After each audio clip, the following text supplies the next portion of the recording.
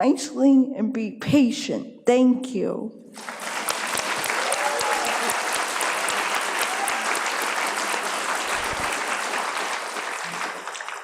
Patience, one of those simple things that can help so much, and yet so many people don't have it. Okay, yeah. Stephen? Sir. What I would give parents and teachers about helping others with Asperger's syndrome is to help them continue to study their passions and what they really enjoy doing, and to stay in a field of work that they really, really have a passion for, and that they feel makes them happy and all that.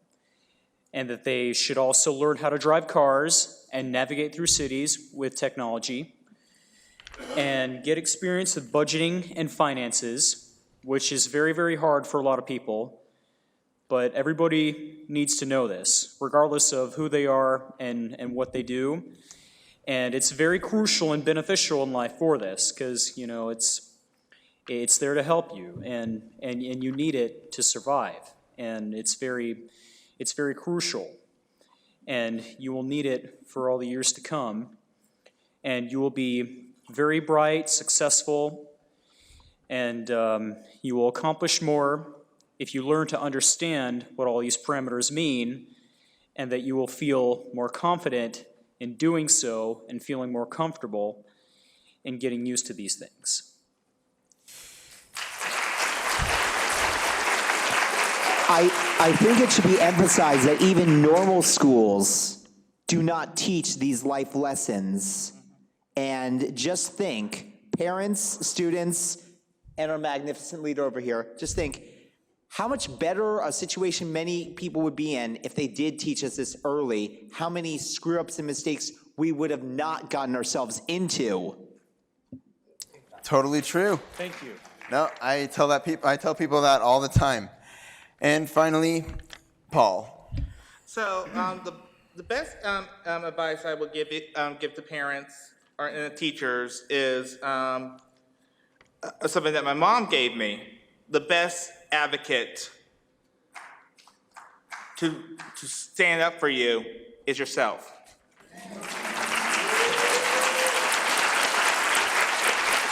Like my fellow panelists have said, explore all your passions. I can't stress it more. I remember when I was transitioning, I had a love for computers. Well, when I got into school, it was not my thing. I had to follow instructions. It's not what I do. I have to have some type of structure, and this, like reading instructions from a book was not the best way to do it. So I tried to, after the vocab rehab and leaving my school, I found their calling, which was, and my friends from Autism Speaks will probably know this, is helping with Ava's Law. I had a huge passion for politics. This guy does not know the meaning of how not to be awesome. Okay. So basically, so I think putting like someone on the spectrum who is an actual voter rang some bells in some of the legislators' ears to put it through, because before I joined, they were working on this bill for 7 years, and I learned about this probably like the last 2 years. And and I also learned from in my years of high school the story of the Wizard of Oz is a political symbolism story. I can tell you, like, the Wizard of Oz himself represents the President of the United States. I just pointed that out there. That's very frightening, because he's not at all who he says he is. Yeah. Would you say that the current president or any of our previous presidents best represents the Wizard of Oz? Well, let's not get into politics, guys. No comment. I'm stopping right there. But I'm going to say one more thing. Dorothy's shoes, they represent the silver industry, but they also represent one more thing: the power to vote. Ooh. Because in the end, it wasn't the wizard who brought her home, it was the silver slippers. Very true, and that's a great note. That's a good comparison. I like that. So let's just point that out, was, that if you guys do not vote, you have no right to complain about what happens in the election. Correct. Okay. That was great, guys. That was excellent. Thank you so much. Thanks, everyone, for being so open and so willing to share your experiences.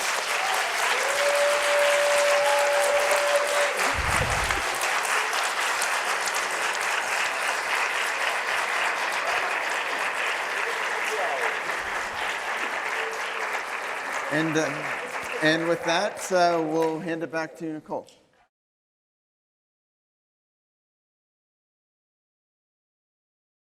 Any question? Yeah, any questions? Within reason. Any Okay, questions, anybody? Any questions? Yes, sir. Or ma'am, excuse me. You can bring it up to. Has anyone ever told you like Shelton from Big Bang Theory? Yes, actually, some guys have actually told me that.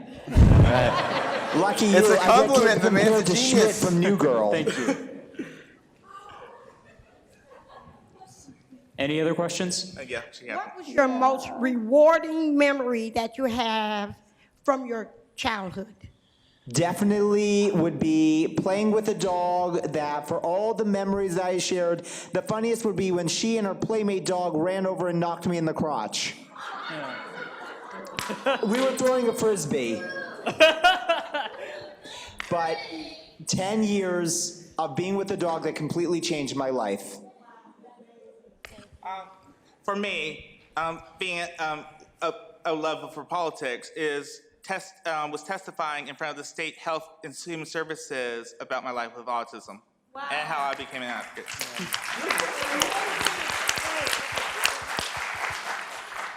For me, making a lot of new friends as I progressed, as well as having an enthusiasm for cars in the automotive industry, and always having great ideas on what to do with cars.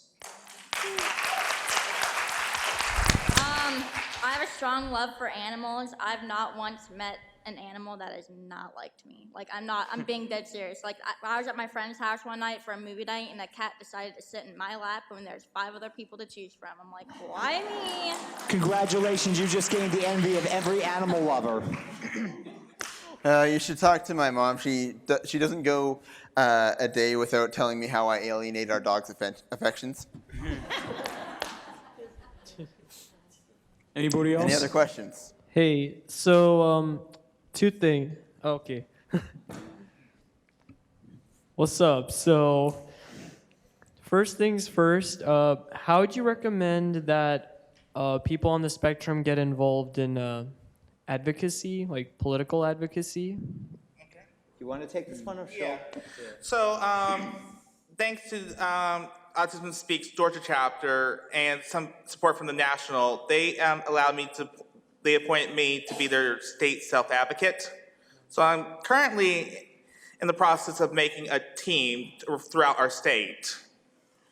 So if you give me your contact information, I'll probably give you an email. Oh, okay. Okay. And there, in addition to that, I have to admit that's a great question. In addition to ones such as more national recognized organizations, there are also local organizations. A quick search across the internet can generally yield groups. From what I understand, there are some local advocacy chapters. There is the Atlanta Autism Consortium.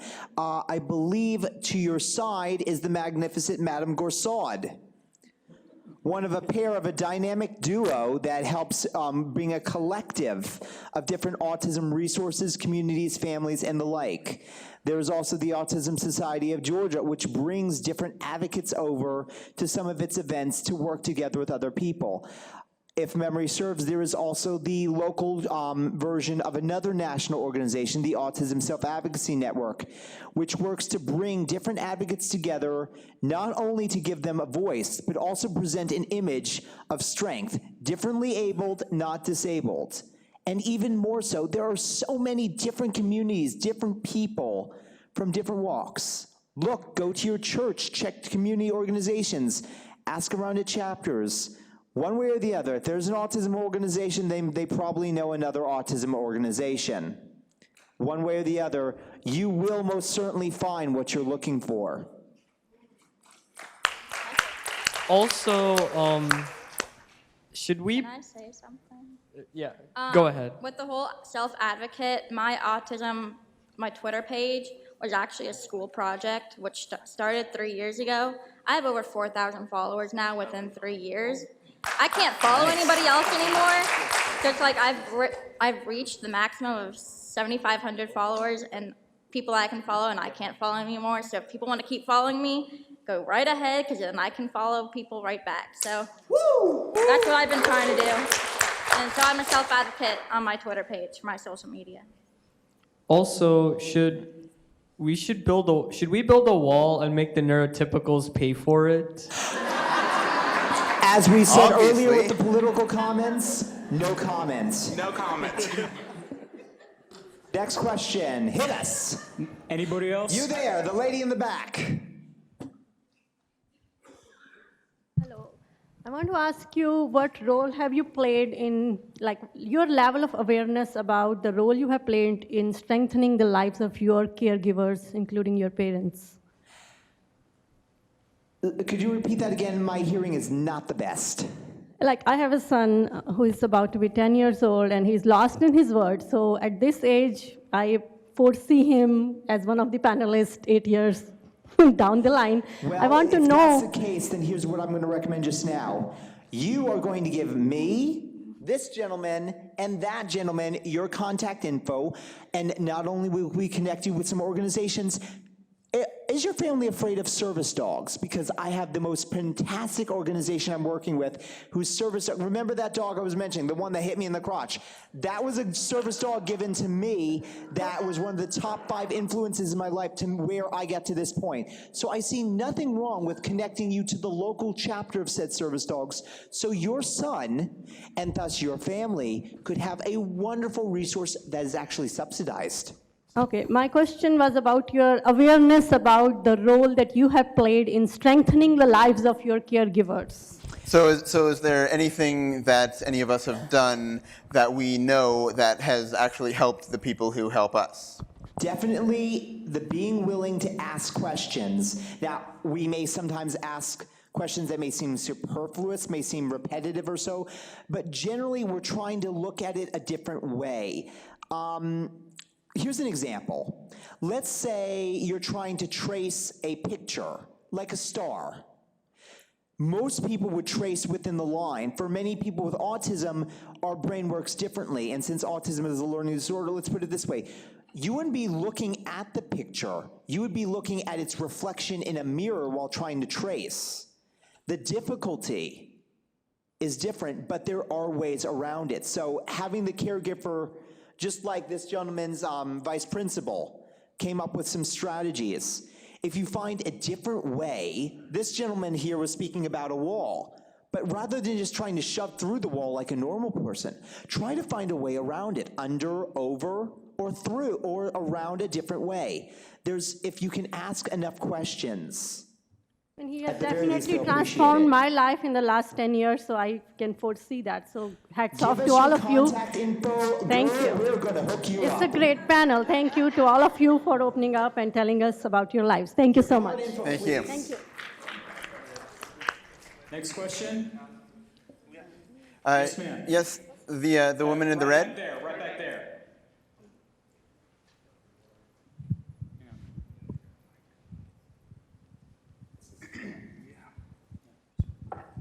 I know that as a rule, a lot of times our kids don't get what they need in the schools. But I'm wondering with you up there, was there, I know I heard you had someone in the school system that gave you some support. For all of you, was there a person who worked with the school that gave you support that you can refer back to now, that you remember, that helped you? I can speak to that. So, personally, it's I think it's under IEPs. I think it's like the only person that's in charge of your child's IEP is you, not the principal. That's the best saying I got. Until your child turns 18, then he runs he or she is in charge with your guidance. That's what I was told. No, that's a good point, Paul. Yeah. Because the IEP, a lot of teachers, they don't even really know what they even are. Like they think that this is a piece of paper with some recommendations when the IEP is a legal document that they must follow. So it gets very frustrating when they think that, that they know better or that they don't have time for it, because they have to do those things. Yeah. So basically, with me, I was in a Gwinnett Public County school. So in my elementary school years, my third grade year, I was introduced to the autism resource class, where it was run by a real good teacher. And basically, through third grade until I was in eighth grade, I had that program. And basically, this helped me until I got to high school, because Gwinnett County said no more. Basically, and then everything fell apart once I was in high school. Then my family decided to move to another school district. I personally like Gwinnett County schools because they're in the best in the state. But going back to what I realized was when I was listening to one of the hearings for Ava's Law.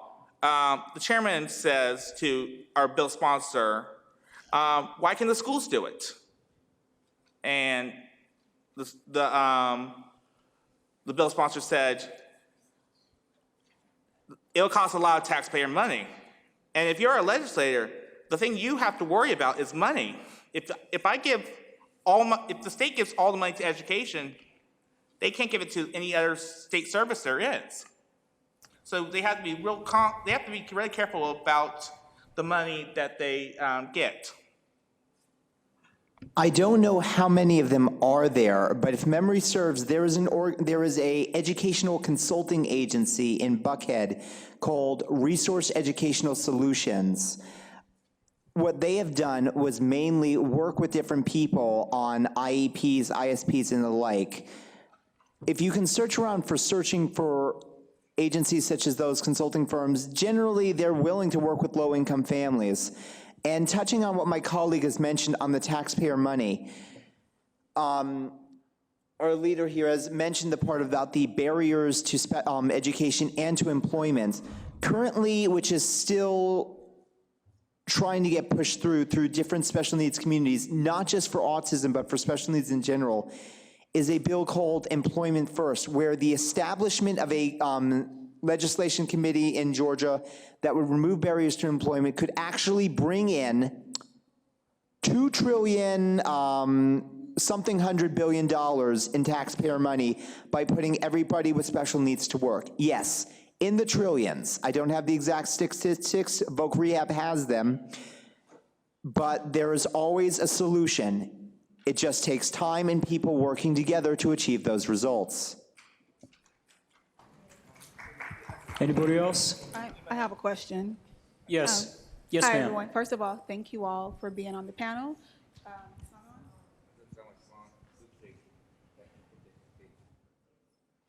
I don't need a mic. So, the mic isn't working. My question is, first of all, this is a beautiful panel. I really appreciate it. I really appreciate everything that you've given us. I do have a question for everyone on the panel, but I'm really happy to see two beautiful young ladies on the panel. Thank you very much for that, because sometimes I don't see that. Thank you. And so my question is, because I know that everyone has some experience with girls, for young ladies who are on the spectrum transitioning into adulthood, from a young lady's perspective as well as from a young man's perspective, how do you help encourage young women, especially women who are afraid to come out and boldly say that they are, and proudly say that they are on the spectrum? How do you help them to also recognize that there is space for them to transition into adulthood and into the workplace, being on the spectrum and being a woman on the spectrum? Well, I think I'd have to say just make sure that they are comfortable with the choices that they are making, and to make sure that they function in an environment where they are safe, loved, and protected by the others around them. Regardless of what they think or who they are or what they believe, they should always be considered everybody's top priority.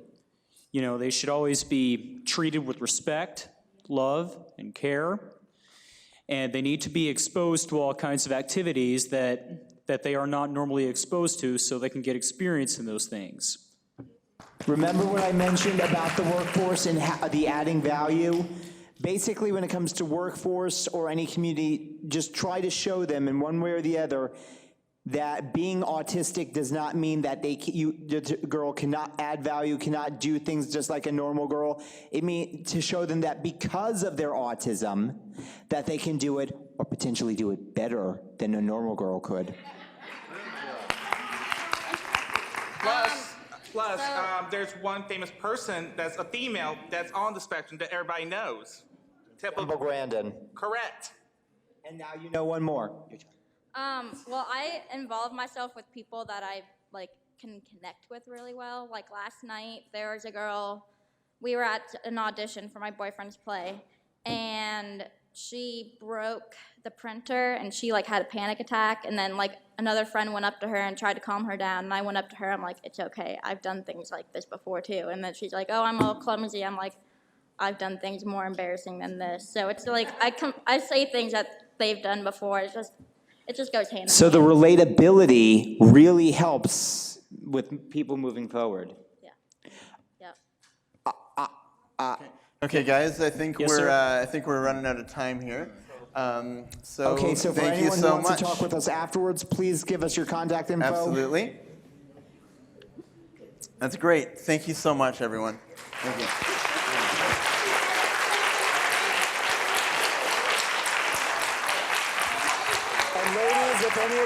And ladies, if any of you are interested, we'll connect you with this gentleman, we promise. Pardon me? I believe that was Aaron's. Whose?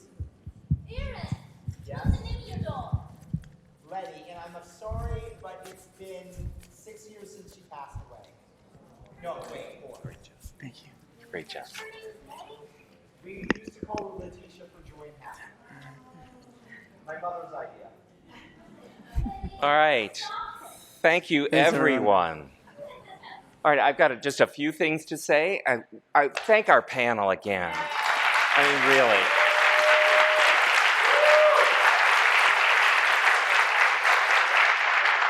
really. And thank Daniel. What a great talk he gave us.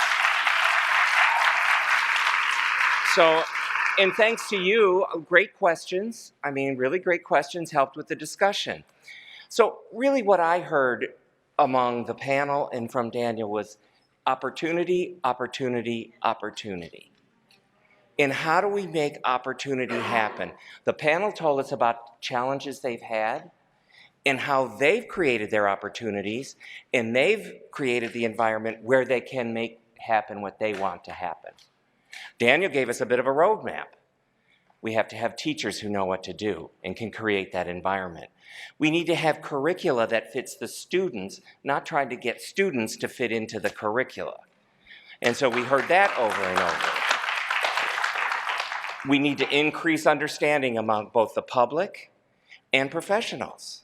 So we really need to, and we need to see the entire spectrum. We need to see people who speak and people who are nonverbal. So we really need to see everything so people understand what's going on. And of course, we need to change laws. We need services. We need to make sure those services are there, and they're there. And you can correct me if I'm getting this wrong. No, that's absolutely spot And, on so far. and it's employment opportunities. And how do we create employment opportunities that really work for everybody?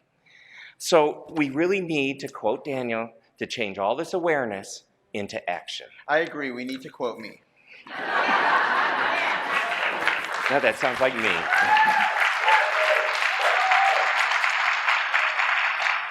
So on behalf of CDC and the National Center on Birth Defects and Developmental Disabilities, I have a few thank yous to make.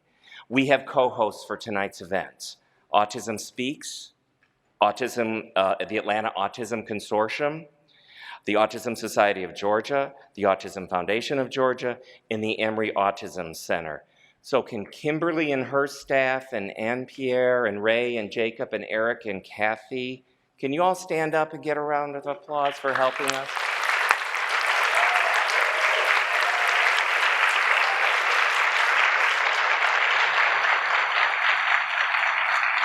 So we are grateful that you all are in the community doing things for people in Atlanta and doing things for people in Georgia and helping across the country.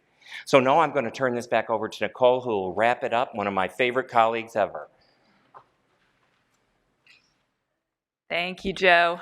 So thank you all for coming out tonight. This really has been a tremendous event. I did want to say one last very special thank you to someone who made this all possible, who we are lucky to have her as part of our branch here at CDC, Miss Phyllis Nichols. Phyllis, if you could stand.